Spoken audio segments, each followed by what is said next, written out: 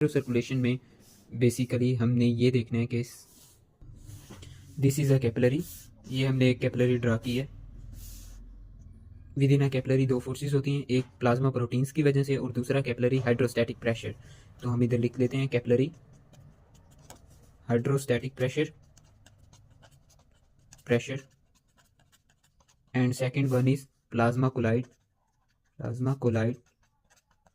Osmotic pressure. ये दो pressures होते हैं विद इन अ कैपिलरी जो ऑपरेट करते हैं। And this is interstitium.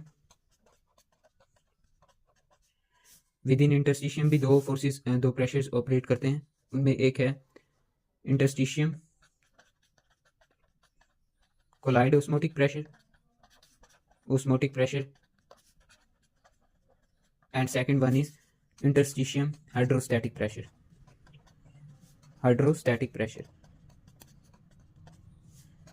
ये दो फोर्सेस विद इन इंटरस्टिशियम है and two forces within a capillary हैं। तो जो प्लाज्मा प्रोटीन्स होंगी अगर वो विद इन अ कैपिलरी हैं तो फ्लूइड को अपटेक करेंगी विद इन अ कैपिलरी के अंदर।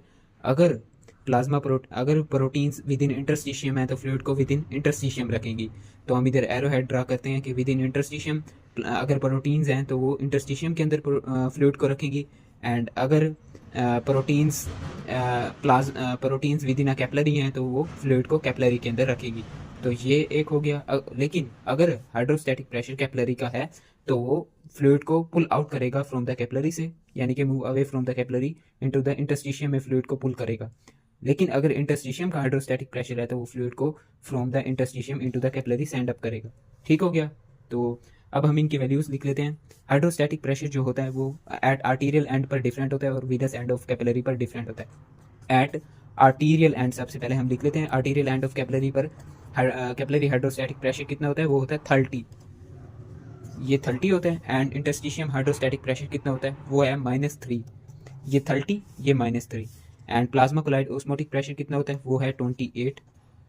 And interstitium colloid osmotic pressure 8 होता है, यानी कि 28 और 8 30 एंड -3।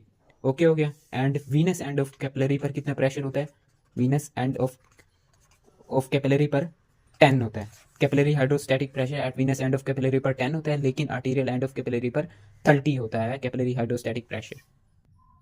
नेक्स्ट हम देखते हैं टोटल आउटवर्ड फोर्सेस कितनी होती हैं।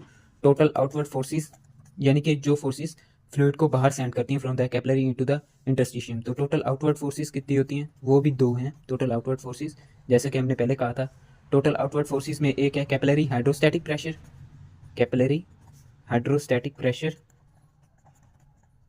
And second one is interstitium colloid osmotic pressure, जो कि फ्लूइड को इंटरस्टिशियम में रख रहा था। Interstitium colloid osmotic pressure. इनकी वैल्यूज पुट करते हैं। Capillary hydrostatic pressure at arterial end पे पहले हम मालूम कर लेते हैं टोटल आउटवर्ड फोर्सेस, तो 30 है। And interstitium colloid osmotic pressure कितना है, वो है 8, तो ये हो जाएगा 38। टोटल आउटवर्ड फोर्सेस किसके इक्वल हो गई, टोटल आउटवर्ड फोर्सेस वो हो गई 38, ये हो गया 38।